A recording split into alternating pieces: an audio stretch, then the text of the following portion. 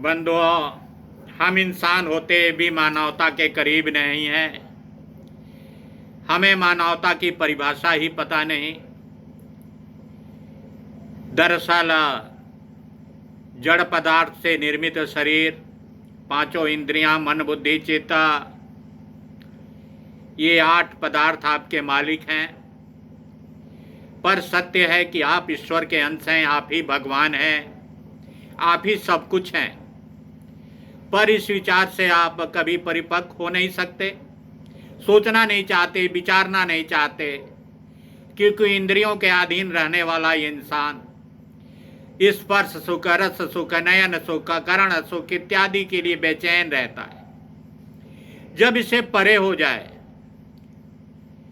परे होगा तो चित्त का आनंद मिलेगा, वास्तविक सुख मिलेगा, आनंद मिलेगा।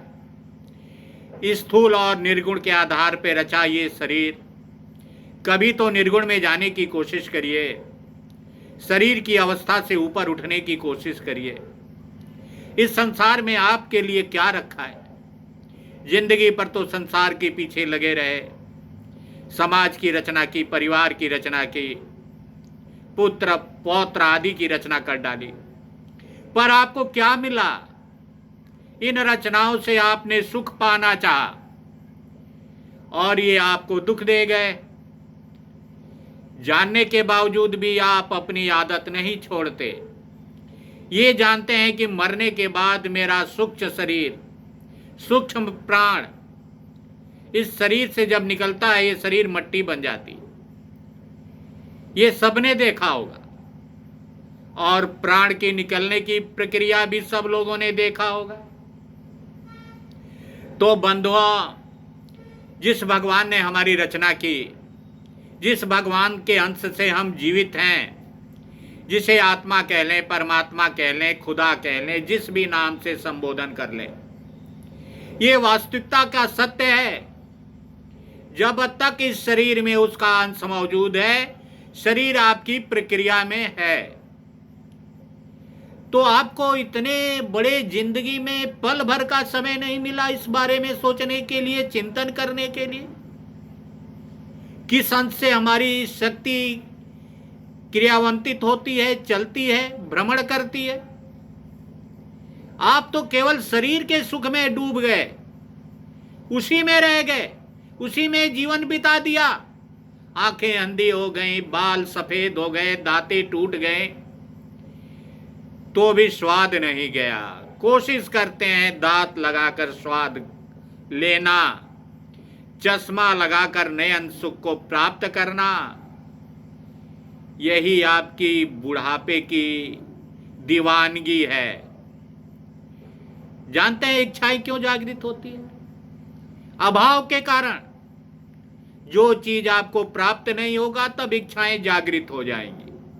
उसको प्राप्त करने के लिए आप बेचैन हो उठेंगे।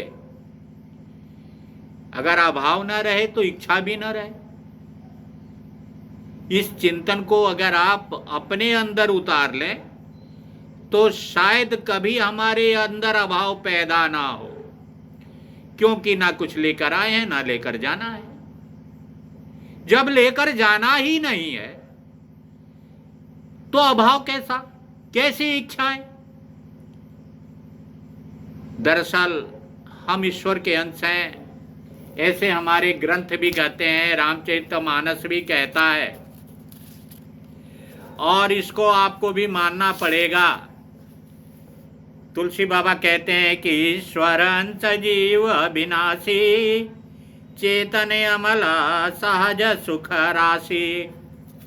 रामचरितमानस की ये चौपाई अंगीकार करने लायक है भैया, समझने लायक है और इसको हृदय में बैठाने लायक है।